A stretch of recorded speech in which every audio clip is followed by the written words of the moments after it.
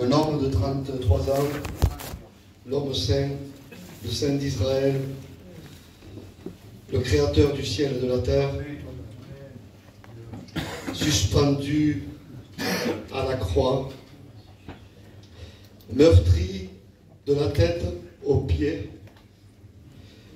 son dos labouré, ses mains, ses pieds meurtris, sa barbe arrachée, cette couronne d'épines sur sa tête, subissant l'ignominie pour moi.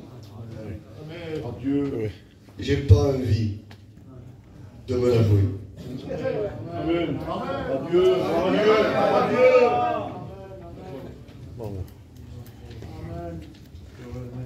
Et ce soir, on n'a pas besoin d'une belle réunion. Ce soir, ce lieu est un hôpital. Je ne sais pas s'il y a des hôpitaux à Blanes, mais ce soir, il y en a un. Ce n'est pas un spectacle. Spectacle, on n'en a pas besoin. Respect que je vous dois, des spectacles, il y en a dans le monde. Les spectacles évangéliques amènent les âmes à l'enfer.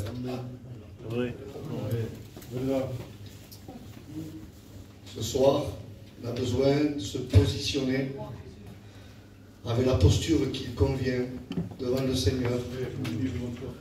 Nous voulons le glorifier en tout. Amen. Je voudrais vous parler pendant ces jours. Il y a un thème, bien sûr que c'est le Saint-Esprit qui va diriger toutes choses. Je ne me fais pas de soucis à ce niveau. Et elle ne pourra pas l'aborder, bien sûr, dans tout ce qui est le thème. Je voudrais vous parler des organes vitaux de l'Évangile. Les organes vitaux de l'homme nouveau. Je voudrais vous parler de l'intérieur. Oui. Cet évangile qui touche l'intérieur, le fond du cœur. Cet évangile qui est capable d'atteindre ce qu'aucune épée autre que celle de la parole ne peut atteindre. Vous savez, il est écrit dans 2 Corinthiens, chapitre 4, verset 3, jusqu'au verset 6, que le Dieu de ce siècle aveugle l'intelligence des hommes pour les empêcher de contempler, de voir briller la splendeur de l'évangile, de la gloire de Christ qui est l'image de Dieu. Il n'y a même pas de fluidité dans le texte. Quand Paul écrit ça, vous avez vu, il y a un art littéraire, quand il y a des personnes qui font des livres, ils mettent l'accent sur la fluidité littéraire. C'est-à-dire, il faut que ce soit, quand le lecteur doit lire le livre, il faut que ce soit fluide, il faut que vraiment ce soit élégant. La Bible n'a pas été écrite pour l'élégance. Paul n'a pas écrit pour que sa lettre soit élégante et soit fluide, mais il met l'accent sur un évangile qui se voit de moins en moins. L'évangile de la gloire de Christ, qui est l'image de Dieu. Satan, disons les choses comme elles sont, ne veut pas aveugler les gens pour leur empêcher de voir un évangile qui se sont créés. La préoccupation de l'ennemi, c'est de ne pas vouloir, si vous voulez, empêcher les gens de se faire un évangile. Même il va les encourager à ça. Mais il veut aveugler les âmes pour pas qu'ils voient le vrai évangile. L'évangile de la gloire de Christ. Parce que l'évangile, c'est la gloire de Christ. Et Paul va continuer et va dire en 2 Corinthiens 4, verset 6, il va finir, il va dire, il est ainsi. Quand Dieu dit que La lumière brillera du sein des ténèbres. Voilà la puissance de l'évangile de Christ. Paul dira en Romains 1, verset 16, « Je n'ai point honte de l'évangile. » L'évangile, c'est la puissance de Dieu. Ce n'est pas ta puissance à toi. Ce n'est pas tes méthodes à toi. Ce n'est pas ta capacité à toi. Ce n'est pas la posture que tu veux te donner. Non, non, c'est pas ça l'évangile. L'évangile, c'est la puissance divine pour le salut de quiconque croit. L'évangile est de source divine. Écoutez, il dit que Dieu dans la création, c'est Paul qui le rappelle, il dit la lumière brillera du sein des ténèbres, dans les ténèbres. Les ténèbres ne peuvent pas luire la lumière dans les ténèbres. Et bien lui, Dieu, l'évangile de la gloire de Christ, peut faire surgir la lumière du sein des ténèbres. Du sein des ténèbres. Depuis les ténèbres. C'est-à-dire que l'évangile de la gloire de Christ peut changer les ténèbres en lumière. Gloire à Dieu. Paul déclare, Éphésiens 5, verset 8, « Nous étions ténèbres. Maintenant nous sommes lumière. »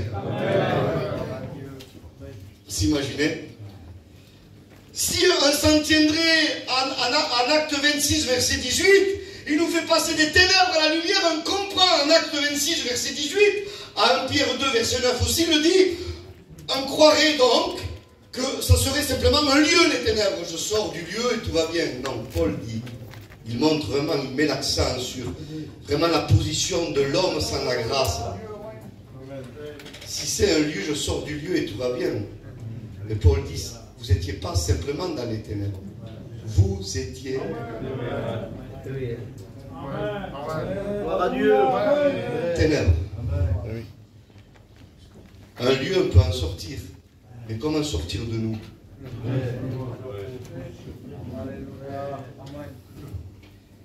L'évangile de la gloire de Christ fait briller la lumière du sein des ténèbres. Dieu dit que la lumière soit. Et la lumière apparaît. Excusez-moi, je dis un mot en hébreu. Yehior. C'est le texte hébreu qui dit que la lumière soit. Yehior, le mot être, dans le texte de la lumière, là. Yehi, être. Que la lumière soit, c'est le désir de Dieu. Dieu voulait que la lumière éclate.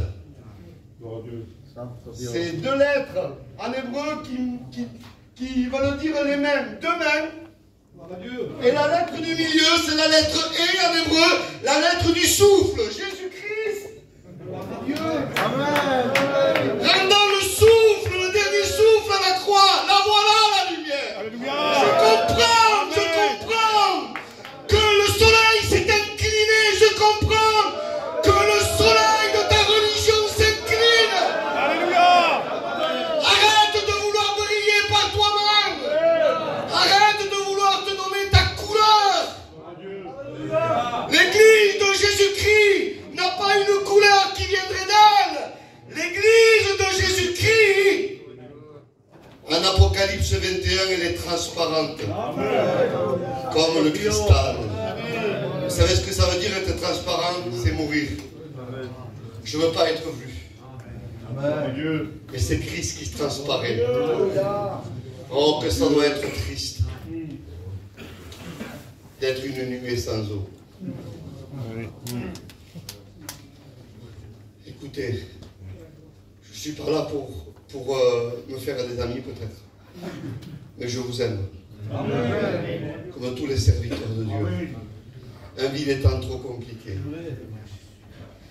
On n'a pas besoin de la brosse, on n'a pas besoin de l'éponge, on a besoin de l'épée. Le vrai évangile va atteindre l'intérieur. pour que tu ne sois plus une nuée sans eau. Quel évangile pauvre, l'évangile de la forme. Des chrétiens de forme. Des chrétiens désorganisés. Et ce n'est pas dans le sens que vous le croyez, de la gestion, non, non. Des chrétiens sans organes.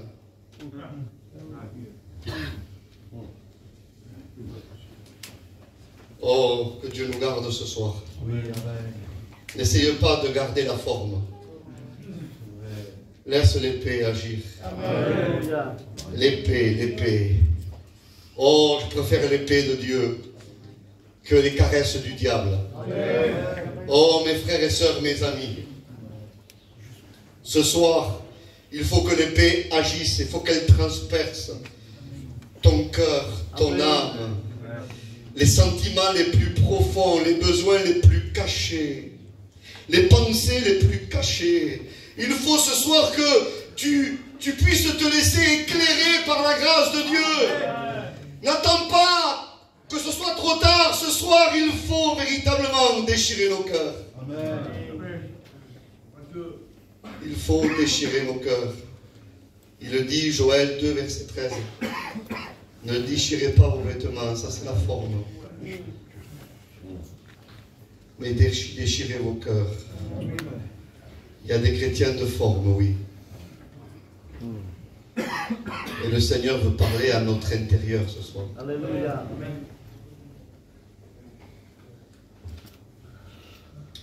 Pour que le visible de ta vie change, il faut que tu laisses Christ changer ton invisible.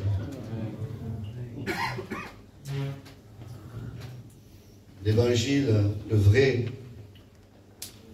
c'est profond. Capable de convaincre. Amen. Pleinement. Et le Saint-Esprit est là pour convaincre nos besoins ce soir, pour nous montrer notre état. Il dit, le Saint-Esprit convaincra le monde de péché, de justice et de jugement. Lui seul peut. Et ce soir, je crois, c'est ma foi. C'est ma foi. Je crois que Dieu veut agir. Et je crois que Dieu va agir. Il va agir dans le fond des cœurs. Je ne m'attends pas ce soir, vous savez, à du bruitage. Mais un cœur touché, transpercé par l'épée de la parole. Oui, que cet évangile superficiel soit détruit ce soir. Vous savez, il y avait un chrétien de forme, un disciple de forme. Il était de forme parce que Jésus dira lui-même, en Matthieu 26, verset 24, qu'un tel homme n'aurait jamais dû naître. C'est Judas.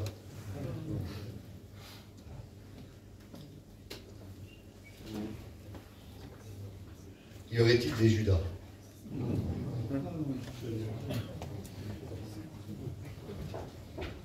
Écoutez, je dis tout ce que les gens savent. Il y en a. S'il y en avait du temps de Jésus, avec la forme, on peut faire plein de choses. Judas suivait formellement Jésus avec les autres. Judas prêchait.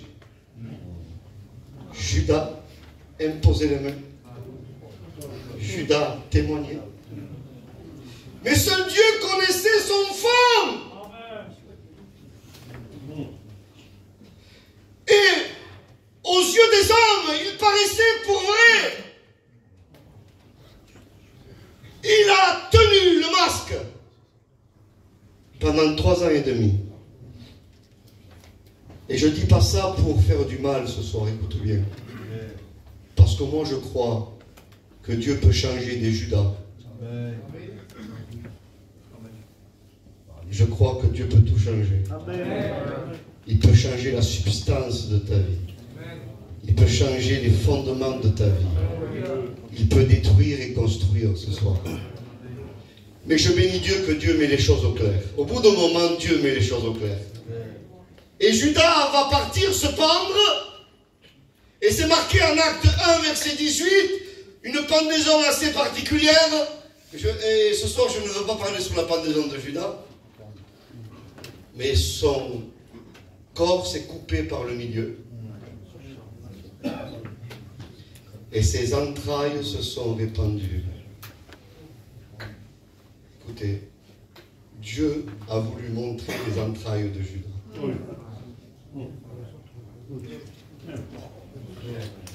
Parce que Dieu les connaissait, lui. Il vaut mieux que les choses soient découvertes maintenant que trop tard. N'attends pas de te pendre spirituellement pour que tes entrailles se répandent. Répands tes entrailles devant le Seigneur. Ce soir, il peut changer les entrailles. Amen. C'est les entrailles. C'est les entrailles qui doivent changer. Ce n'est pas que la forme. C'est les entrailles. Écoutez, en Matthieu 13, verset 30, il parle du blé et de l'ivraie. Au niveau de la forme, les frères, c'est pareil. Un voit le blé et l'ivraie, c'est la même forme. Mais attendez, vous savez à quoi on les reconnaît? Le blé, lui, il est plein. Et comme il est plein, regardez ce qu'il fait.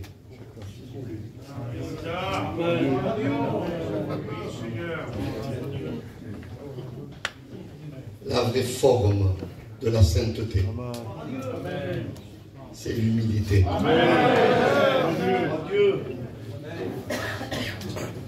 La source du péché, c'est l'orgueil.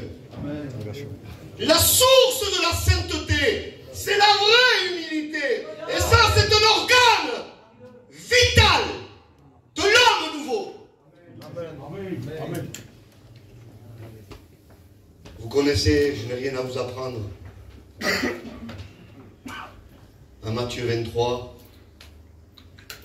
versets 26, 27, 28, il parlait des pharisiens. Je voudrais, écoutez, je voudrais pas que ça passe pour une prédication dure, vous voyez, sans amour, parce que ce n'est pas le cas. Ne te laisse pas tromper par le diable en disant ce pasteur il n'a pas d'amour. C'est pas le cas. C'est parce qu'un t'aime. C'est parce que Jésus t'aime qu'il te dit la vérité. Il ressemblait à des sépulcres blanchis. Jésus dit ça. C'est Jésus le maître qui dit ça. Est-ce que le maître n'aurait-il pas d'amour? Si le maître le dit, moi je peux le répéter, il l'a dit lui. Il y a des gens qui peuvent être, ils veulent être plus gentils que Jésus. Jésus l'a dit. Des sépulcres blanchis, vous savez ce que ça signifie? Le mot blanc, ça veut dire transparent en hébreu. C'est le même mot tsar. Ça veut dire blanc et transparent. Ça veut dire que ces gens ne montraient pas leur état de mort spirituelle. Et vous avez vu, selon le judaïsme, quand on passait devant un sépulcre, on était impur. Mais en fait, les gens passaient et côtoyaient ces gens, croyant de ne pas être contaminés, mais ils se contaminaient par leur impureté, parce que leur impureté était cachée, était transparente. Parce que l'impureté, c'est contaminant. Et on ne règle pas le problème de l'impureté du péché avec la transpiration de la religion.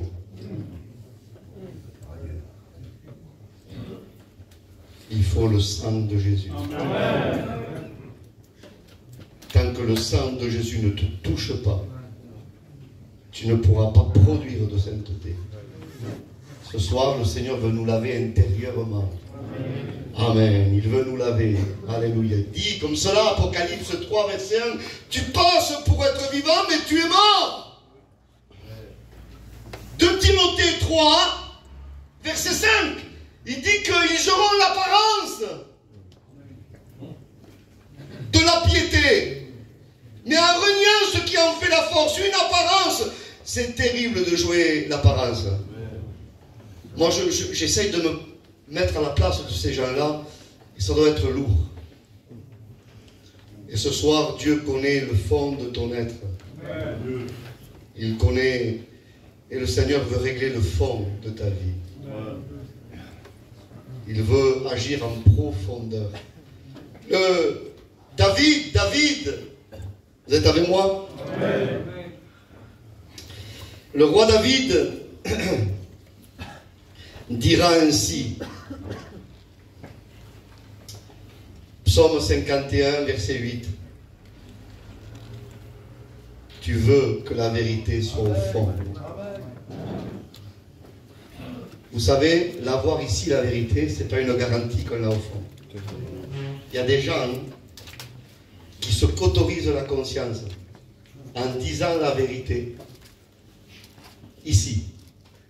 Mais ce n'est pas la garantie que tu l'as au fond. David avait compris.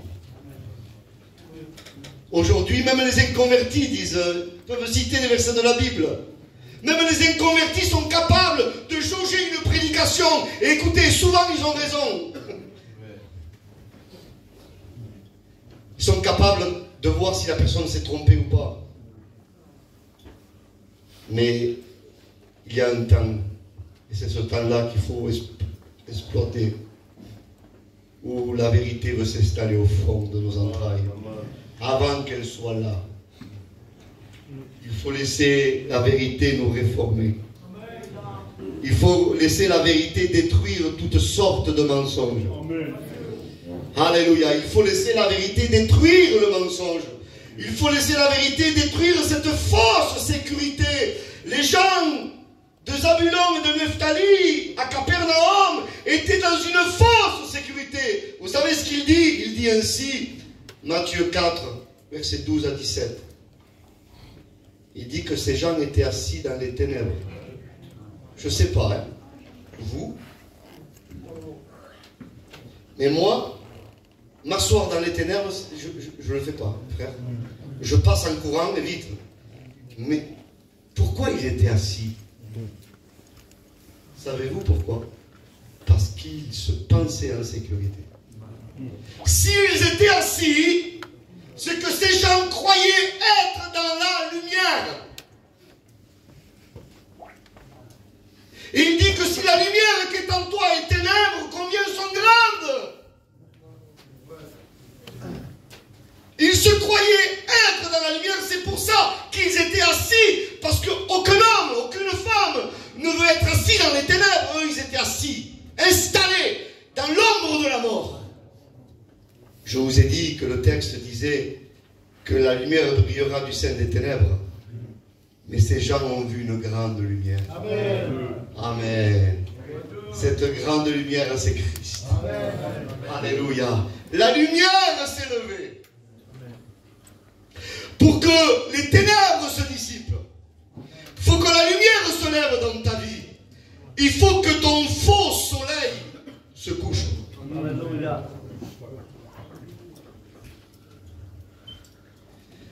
Il est écrit ainsi. Vous êtes avec moi pour l'instant? Dieu avait coordonné, si vous voulez, un rendez-vous avec Saul de Tarse. Saul de Tarse, ça en était un, lui. Il était assis, installé dans sa religion, croyant détenir la vérité, croyant tout connaître. Il y a des gens qui croient tout connaître. Et vous savez, quand on croit tout connaître, c'est qu'on ne connaît rien.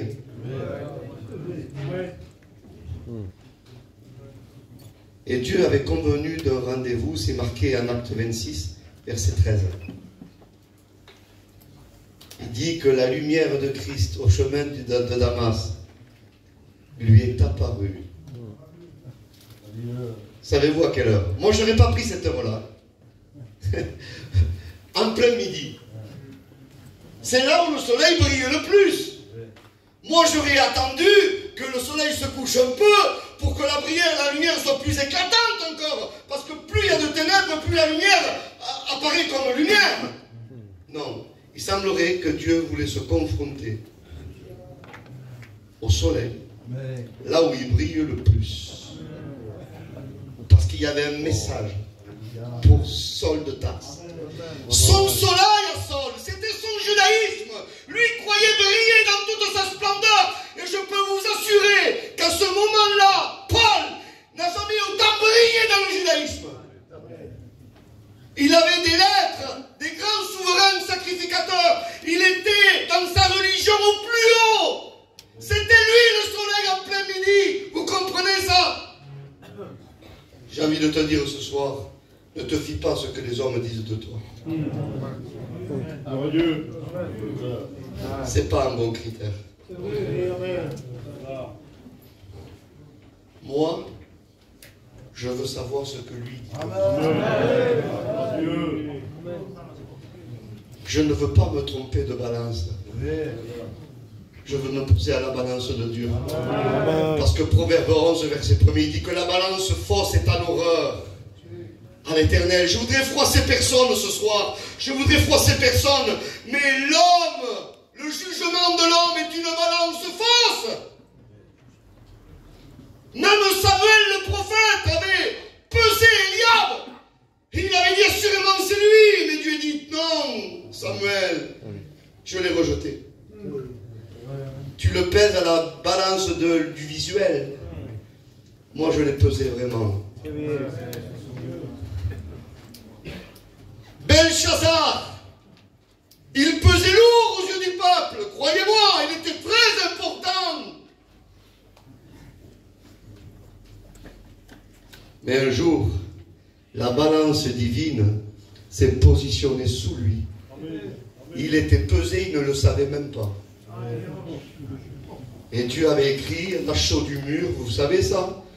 Tu as été pesé et tu as été trouvé léger. Le texte araméen, parce que le livre de Daniel est écrit en araméen, il veut dire insuffisant. Tu n'es pas assez lourd. Pas assez lourd pour me satisfaire. Belshazzar, la balance fausse est en horreur à l'Éternel, mais il dit le poids juste lui est agréable. Amen. Tu veux le poids juste ce soir? Amen. Le poids juste, le seul juste, qui sait? Amen. Nous voulons peser ce que Christ pèse. Amen. Christ peut instaurer dans nos vies son poids. Amen. Le poids juste est agréable à Dieu. Lui seul, Jésus, homme, a pu satisfaire Dieu. Amen. Le poids juste, si vous êtes avec moi, Ve'even Shlema, la pierre de plénitude lui est agréable. C'est écrit comme ça dans le texte, littéral. La pierre de plénitude, la pierre de perfection. Tu as besoin de peser le poids de la pierre ce soir. Amen. Que Christ t'accorde sa grâce. Amen. Alléluia. Amen. Et ce rendez-vous est là. Et moi, c'est comme j'imagine Dieu en disant, voilà, soleil, tu as brillé là, tu es à fond là, midi, en plein midi, maintenant j'apparais. Et Paul dit que la lumière qui lui est apparue était beaucoup plus grande que celle du soleil. Mon Dieu. Sa religion, Paul est tombé ce jour-là. Que ta religiosité tombe ce soir. Oh, la justice de l'homme est un vêtement souillé devant lui. Toute sa justice est à ses yeux un vêtement souillé. On a besoin de la justice céleste. On a besoin de cette vraie justice. On a besoin de cette vie en Christ. Il n'y a pas de piété sans la vie. 2 Pierre 1, verset 3. Vous êtes avec moi? Amen. Sa divine puissance nous a donné tout. Et c'est trop beau, il faut que je le répète. Sa divine puissance nous a donné tout. Je répète ça, sa divine puissance nous a donné tout. Parce que toi tu as rien, nous avons rien, lui a tout. Sa divine puissance nous a donné tout. Tout. Tout. Tout. Et si Dieu dit tout, c'est tout. Tout ce qui contribue à la vie et à la piété. Il ne faut pas se tromper. Ce n'est pas la piété de l'homme qui amène à la vie. Mais c'est la vie de Christ. Alléluia. Amen. Qui amène à la vraie piété. Amen. Christ est le vrai cep. Le Seigneur remet l'évangile à l'endroit. Ce qu'il avait à l'envers. 1 Jean 15, verset 5, Christ résume l'évangile. Il dit, c'est moi qui suis le vrai cep. Et vous, vous êtes les serments. Un mot. Ce n'est pas les ceps qui nourrissent, ce n'est pas les serments qui nourrissent le cep. Mais c'est le cep qui nourrit les serments. Parfois, nous, on croit nourrir Dieu. Parfois, nous, on croit par nos œuvres enrichir Dieu. C'est pas nous qui transmettons la sève à Christ. Nous, on n'est pas la source. La source, c'est lui. Oh, il dit, Jérémie 2, verset 13, ils m'ont abandonné, moi, la source d'eau vive, pour se creuser des citernes crevassées qui ne retiennent pas l'eau. La source de la vie en Christ, c'est lui. Il faut remettre les choses à l'endroit. Il faut remettre les choses à l'endroit. Écoutez, j'ai été moi en admiration d'un texte. Je vous partage en famille ce soir. Peut-être certains sont déstabilisés par ces mots. Eh bien écoute, si tu es déstabilisé, c'est que tu as besoin d'entendre ça. Genèse 6, verset 8, que c'est beau. Il dit que la terre était corrompue. Tout le monde avait corrompu sa voix. Mais Noé trouva grâce aux yeux de l'Éternel. Et verset 9, Noé était intègre et juste et marchait avec Dieu. Amen. Pendant des années, mon frère Alain, moi, je croyais qu'il a trouvé grâce parce qu'il était intègre et juste et qu'il marchait avec Dieu. Mais là, selon Romains 5, selon Romains 11, versets 5 à 6, la grâce n'est plus une grâce et l'œuvre n'est plus une œuvre. C'est parce que la grâce avait agi en Noé, qui avait permis à Noé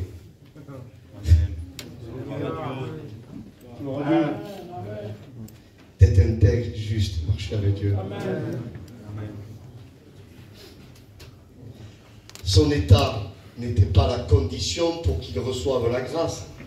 Son état était le résultat de la grâce. Oh, ce soir, je cite Romains 8, verset 2.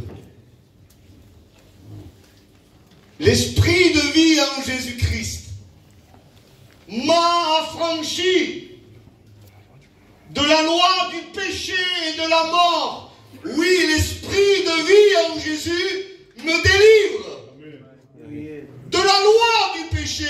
Le péché est une loi. Et sans la grâce, on ne s'en sort pas. L'évangile, sans l'action de la puissance de Dieu, n'est pas difficile. Elle est impossible à vivre. Tu as besoin d'un miracle. Tu as besoin que Christ t'affranchisse. On va dire, comme disait David, si vous permettez, le psaume 51, verset 12. Ô Dieu, crée en moi. On voudrait tellement souvent que Dieu crée autour de nous, que Dieu crée à côté de nous. Non, mais il veut créer à l'intérieur. À l'intérieur, l'épée veut te transpercer jusqu'à la séparation. Jusqu'à la séparation. Peut-être que l'épée est venue quelquefois vouloir te transpercer, mais tu ne l'as pas voulu. Il faut que tu la laisses agir ce soir. Jusqu'à ce qu'elle te sépare. jusqu'à ce qu'elle te sépare, jusqu'à ce qu'elle agisse à l'intérieur de ta vie. Il y a des enfants de Dieu qui ne sont pas des enfants de Dieu. Voilà, écoutez, et je vais terminer.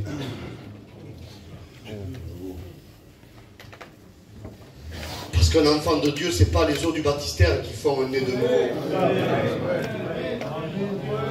Écoutez, Jésus revient. Elle est là pour que Dieu agisse. Moi, je vous ai dit, je ne suis pas là pour vous donner une belle prédication. Souvent même nous, on se cache la réalité. Mais nos églises sont pleines de personnes qui ne sont pas régénérées. C'est les enfants de Dieu qui ne sont pas des enfants de Dieu. Écoutez, après l'enlèvement de l'église, je précise, dans la période de la grande tribulation, je reprécise, Apocalypse 11, versets 3 à 8, il dit que la Jérusalem où les deux témoins vont être tués, elle s'appelle spirituellement Sodome et Égypte. C'est-à-dire que les gens de la terre vont continuer en cette période-là d'appeler Jérusalem, Jérusalem, mais Dieu ne l'appellera plus Jérusalem, mais l'appellera Sodome et Égypte. Tout dépend qui c'est qui te dit comment tu t'appelles. Tout dépend qui c'est qui te dit qui tu es. Je veux qu'il me dise ce soir. J'ai besoin de l'entendre lui. J'ai besoin de faire le bilan. Et je vais terminer en survolant le livre d'Osée, si vous me permettez. Je peux survoler le livre d'Osée. Le livre d'Osée est un état où Israël était dans l'apostasie. C'était marqué en Osée 1, versets 1 à 9. Il dit, je l'appellerai plus ami, mais lo-ami, plus mon peuple. Je l'appellerai plus miséricorde, Ruchama, mais il l'appellera lo-Ruchama, plus de miséricorde. Ils avaient gardé la forme israélite, mais ils n'avaient plus la génétique spirituelle israélite. Comme les Samaritains du temps de Jésus, ils étaient à la place d'Israël qui avait été déporté par le roi assyrien, mais le roi assyrien avait changé le peuple. Il avait sorti les Israélites de souche génétique, les avait déportés en Assyrie et avait fait un remplacement de peuple. C'est-à-dire que ces gens étaient au même lieu, mais n'avaient plus la génétique de ceux qui étaient dans le lieu. C'est pour ça que Jésus dit, nous adorons ce que nous connaissons. Vous adorez ce que vous ne connaissez pas. Et les églises des derniers temps, 2 Timothée 3, verset 7, vous êtes avec moi? Amen. Il dit, ils apprendront toujours, sans jamais arriver à la connaissance de la vérité. Mais les frères, je deviens fou. Ils apprennent toujours, ils excellent. Ils excellent dans la forme chrétienne, ils excellent dans les prières chrétiennes, ils excellent dans les prédications, ils excellent, mais ne connaissent pas.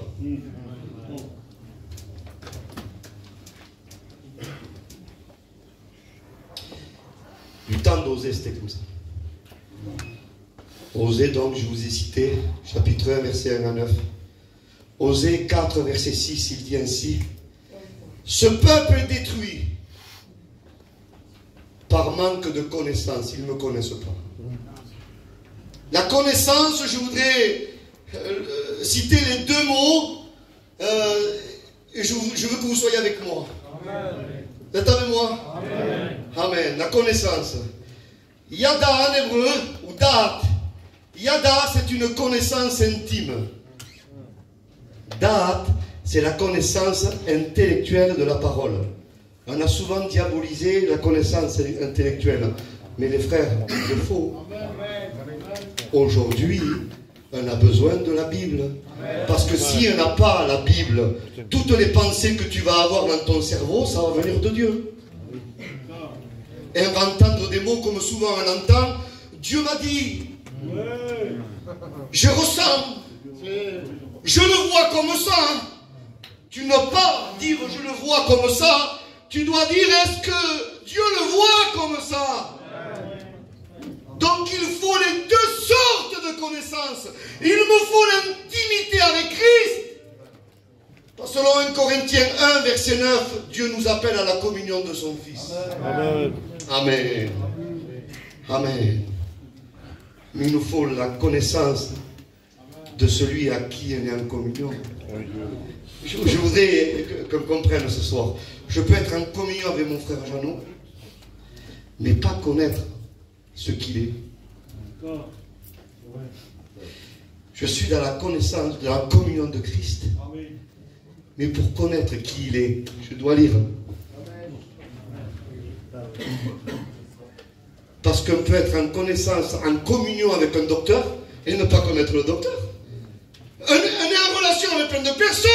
Autour de nous, il y a plein de personnes. Moi, je vous connais, mais je ne vous connais pas tous. Je vais toucher des personnes avec, si vous voulez, mon bras. On va se voir, on va se côtoyer, mais je ne vous connais pas.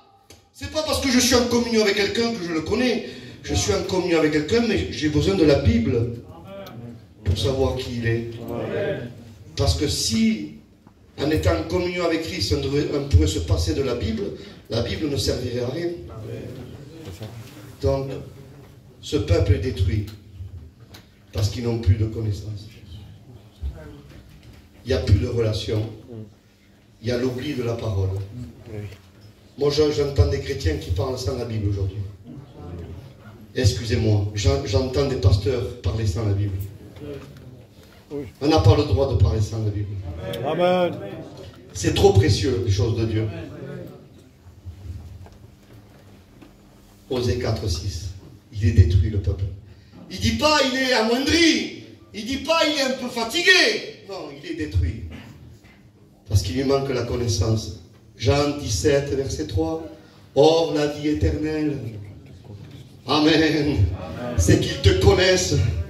Alléluia. Toi, le seul vrai Dieu, pour connaître Dieu, il faut être participant à sa nature à lui. Éphésiens 2:3, nous étions par nature des enfants de colère. De Pierre 1, verset 4. Il nous rend participants à sa nature divine.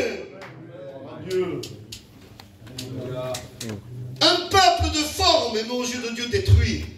Comme du temps d'Israël, du temps d'Ézéchiel, en Ézéchiel 37. Écoutez, mais jamais personne n'avait vu Israël dans cet état. Des ossements de mort. Personne n'avait vu Israël dans cet état. Vous savez que c'était une vision qui concernait la mortalité spirituelle, ça.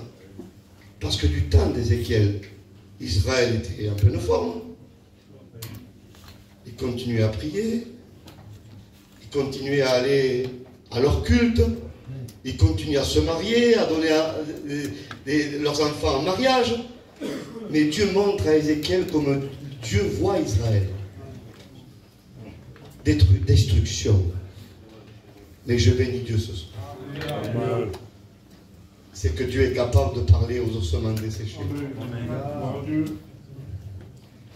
Et je voudrais ce soir, amen, qu'on approfondisse ce moment. Dieu est en train de te parler. Et il te montre combien tu es sec. Et ce soir, le Seigneur peut te faire revivre. Le Seigneur peut refaire fleurir ton désert. C'est écrit. Oh, j'aime parce que c'est écrit. Il y a de la puissance parce que c'est écrit. Si c'est Michael qui vous le dit, ne le croyez pas. Oui, je le dis. Si c'est Michael qui vous le dit, ne le croyez pas. Mais si Dieu le dit. Amen. Psaume 107, verset 35. Il change le désert en étang. Et le lieu aride en source d'eau. Il est capable de parler à la mort. Il est capable de ressusciter ce qui est mort. Il est capable, Jésus dira, Jésus le Maître, notre Maître, qui est au milieu de nous ce soir, bien plus qu'un prédicateur, bien plus qu'une assemblée de serviteurs de Dieu, bien plus que les chrétiens, le roi des rois, le Seigneur des seigneurs est au milieu de nous. Et il dit en Jean 5, verset 25, l'heure est venue, elle est déjà là, où les morts entendront la voix du Fils de Dieu.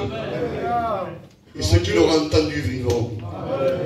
Alléluia. Il peut redonner la vie à ce qui est mort. Il peut ressusciter ce soir. C'est pour ça qu'il veut te montrer ton état. C'est pour cette raison qu'il veut te montrer ton état.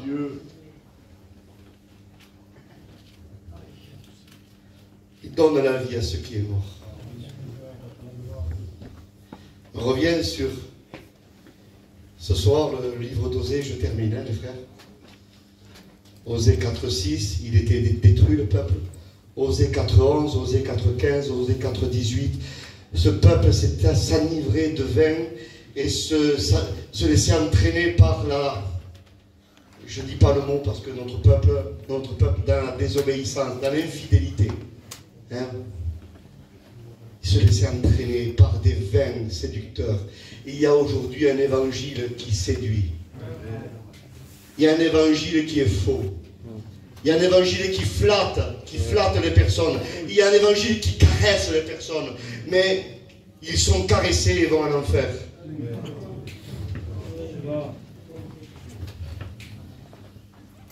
Vous êtes avec moi? Amen. Osée 5, verset 4. Il dit qu'ils avaient un esprit d'infidélité. L'esprit d'infidélité était au milieu d'eux. Ce n'était pas que momentané pour une action. Non, non, non. Ils étaient aveuglés par l'infidélité. Et le Seigneur précise en Osée 5, verset 4, ce peuple ne connaît pas l'Éternel.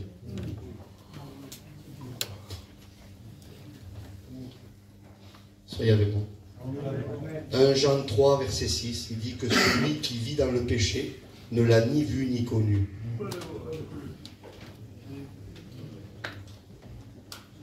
Car selon 1 Jean 3, verset 9, celui qui est né de Dieu ne peut plus vivre dans le péché. Parce que la semence de Dieu demeure en lui. Il ne peut plus. C'est pas simplement il ne veut plus, il ne peut plus. Il est esclave de Christ. Jésus dira. Si vous avez quelque chose à dire tout à l'heure, vous le direz à Jésus. C'est pour ça que mes prédications, je cite les références parce que mes prédications sont vérifiables. Et ça me donne de l'appui, vous comprenez? Il peut y avoir le pape. Je ne sais plus qui c'est le pape, maintenant je ne sais plus. Je l'aime bien, mais il est écrit. C'est tout. Matthieu 7, verset 18, Jésus dit, un bon arbre.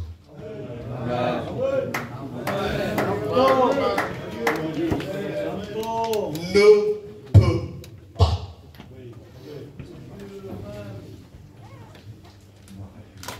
porter de mauvais fruits.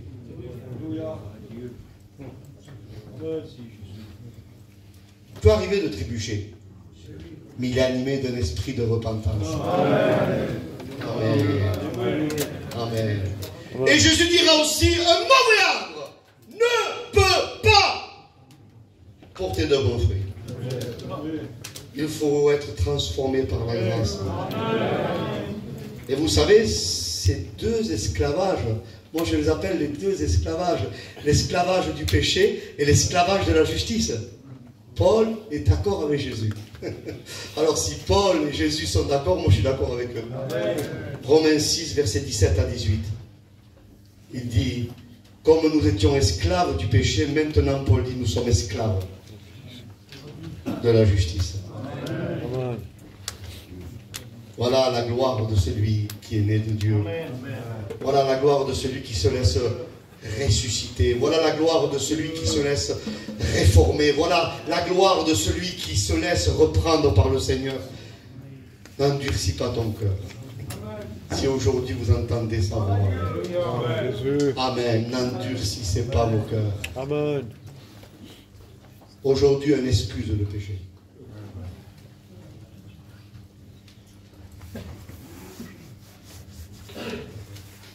Je veux me faire tuer. Mais excuser le péché, c'est du diable. Parce que Dieu n'excuse pas le péché, il le pardonne à ceux qui se repentent. Parce qu'excuser, c'est dire c'est pas grave.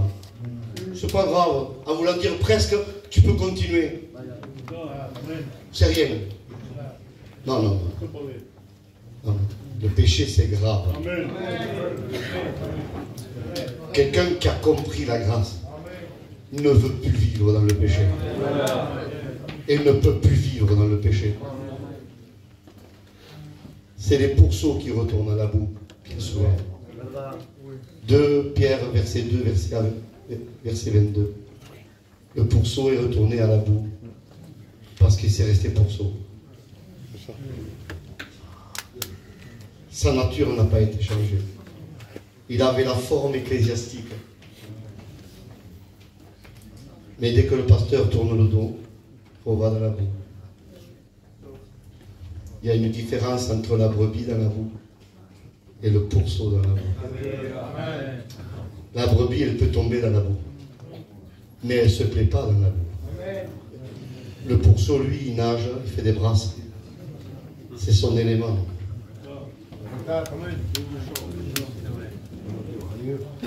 Il y en a qui prêchent une grâce aujourd'hui qui tolère le péché. Qu'est-ce qu'on va devenir avec cette grâce?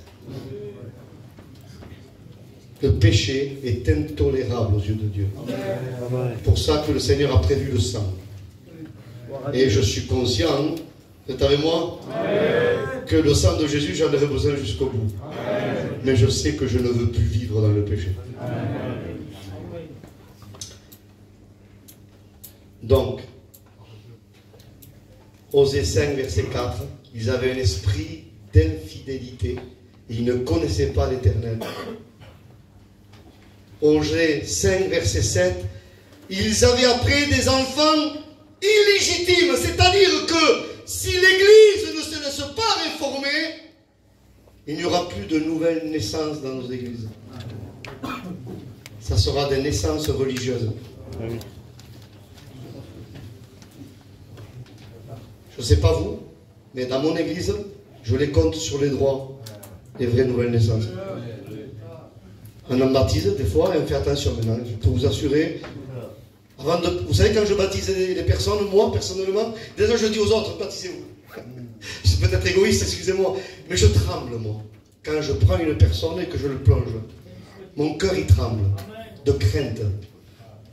Parce que quelqu'un qui n'est pas régénéré, le plus gentil du monde, c'est un potentiel terroriste dans l'église.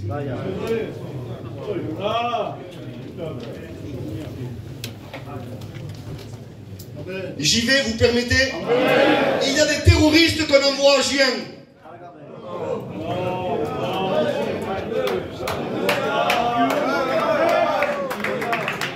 Eh bien oui. Eh oui.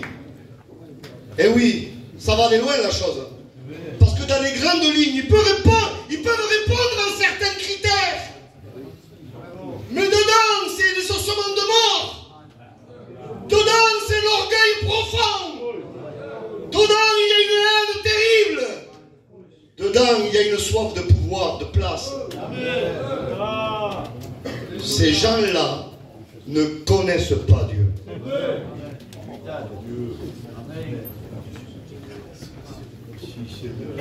Alléluia. Osée, et je termine. Là, je vous dis tout le négatif d'Osée. Après, je vous dis tout le positif. Ça vous va? Parce qu'il faut terminer avec le positif. On va pas rester comme ça. Osée 7, verset 8. Éphraïm s'était mêlé avec les nations. Il était comme une galette qui n'était pas retournée. Elle était crue au fond. Elle était cuite de forme. Mais le fond n'était pas bronzé par le soleil de justice.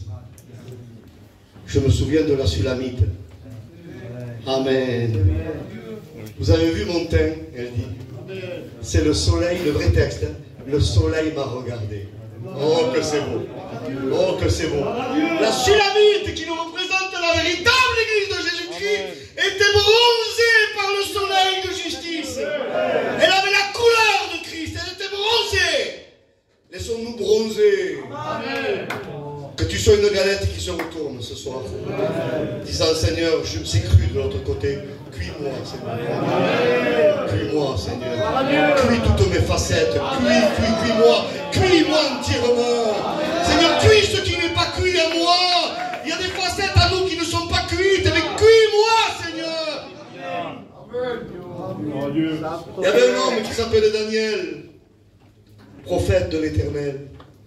Daniel 9, verset 3. Il était déporté à Babylone. Il dit, je tournais ma face vers le Seigneur Dieu. Mais je vous l'ai souvent dit dans les églises que vous êtes, que vous constituez, le mot face en hébreu c'est panim, c'est toujours un pluriel. On pourrait traduire, Daniel disait, je tournais mes faces vers le Seigneur Dieu. Et je me prends souvent pour exemple, comme ça vous, je vous laisse tranquille, Michael un homme, Michael le pasteur, Michael le mari, Michael le gendre, Michael le commerçant, Michael l'artisan, Michael le cousin, Michael. Un homme mais panime, plusieurs faces. Quand Dieu nous voit ce soir,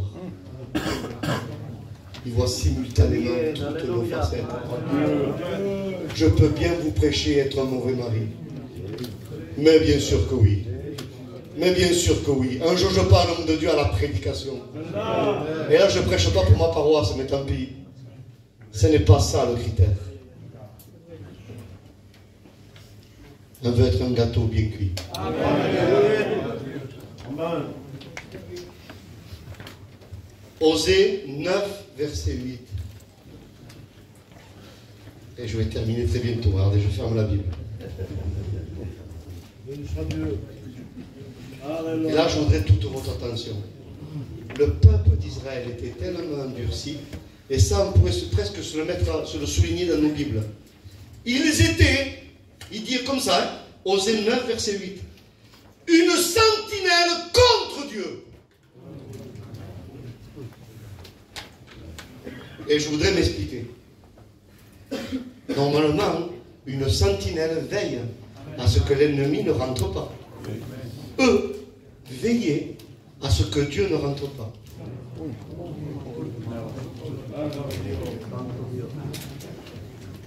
Eux veillaient à ce que Dieu ne les reforme pas trop.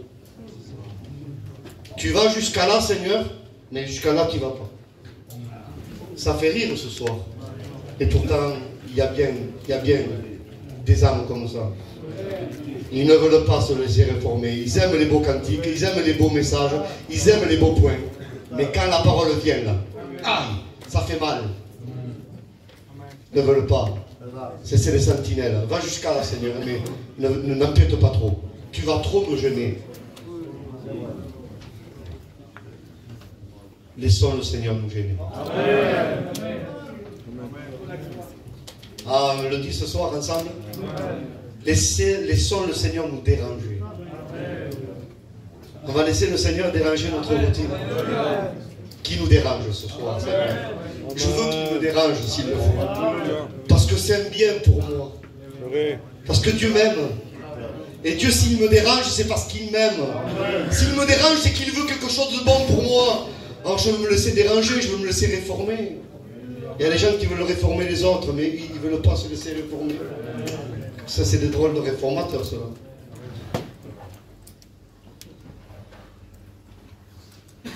Maintenant, je vous dis le positif d'Osée. Vous êtes sûr, je peux le dire? Osée 2, verset 16. Il dit ainsi: j'attirerai Israël à nouveau. Je la séduirai, selon le texte hébreu, et je l'amènerai au désert. Et là, je parlerai à son cœur. Cette prophétie s'est accomplie partiellement du temps de Jean-Baptiste. Je n'ai pas le temps de vous parler de ça. Et elle s'accomplira du temps de Apocalypse, chapitre 12, verset 6, chapitre 12, verset 13 à 16. Daniel 11, verset 41. Ésaïe 16, verset 4. C'est les temps, les derniers temps. Le résidu d'Israël. Mais il s'est accompli partiellement du temps du ministère de Jean-Baptiste, au désert. Parce que Dieu avait fait sortir Israël d'Égypte. Mais il les faisait sortir au temps de Jean-Baptiste de la Jérusalem hérodienne. De la Jérusalem mondaine. De la Jérusalem mélangée. Ces gens devaient quitter les choses de Dieu pour venir à Dieu. Amen. Parfois, il faut quitter les choses de Dieu pour venir à Dieu. Parce que notre héritage, c'est lui. Nous ne sommes pas héritiers des choses, nous sommes héritiers de quelqu'un. Amen. Romains 8, verset 16. Nous sommes héritiers de Dieu et co-héritiers de Christ. Amen. C'est lui la ma gloire, c'est lui. Ce n'est pas les choses de Dieu, c'est Dieu ma gloire. C'est lui. Mon Dieu, c'est pas mon ministère, c'est lui mon Dieu. Mon Dieu est plus grand que le ministère, mon Dieu est plus grand que les dons, mon Dieu est plus grand que les fonctions, mon Dieu c'est mon Dieu. Il y a les choses de Dieu qui prennent la place de Dieu lui-même. Dieu attendait à nouveau Israël dans le désert. Il va dire ainsi, Osée, écoutez, je termine, 6 verset 2. Il nous donnera la vie dans 2 jours. Et le 3e jour, il nous relèvera. Là, il est question de la mort et la résurrection de Christ. Pourquoi il dit ça? Vous êtes avec moi? Vous êtes avec moi? Il nous donnera la vie dans 2 jours. Le 3e jour, il nous relèvera. Jésus est mort à la croix le vendredi. Il est ressuscité le dimanche matin. Si on comptabilise, vendredi, samedi, dimanche, 2 jours. Mais il y a 3 jours inclus. Parce que si je compte le dimanche, vendredi, samedi et dimanche, il nous donnera la vie dans 2 jours, le 3e jour, il nous relèvera. Quand Jésus est mort et ressuscité, il nous a ressuscités ensemble. Il nous a fait asseoir ensemble dans les lieux célestes en Jésus-Christ. C'est la main de la grâce qui peut te faire sortir de ton état. C'est la main de la grâce qui peut te délivrer de tes chaînes. C'est la main de la grâce qui peut te faire sortir de tes passions, de ton évangile superficiel. Je termine. Osée 13, verset 14. Ô mort, où est ta peste? Ô mort, où est ta victoire? Ça vous dit rien, ça? C'est ce que Paul cite en 1 Corinthiens 15, verset 55 à 57. La victoire de la mort a été détruite. Christ a détruit la puissance de la mort. Christ a détruit la puissance du péché. Et ce soir, il peut te rendre libre réellement. Alors, sur ces quelques mots, on baisse nos fronts. Je voudrais qu'on prie le Seigneur.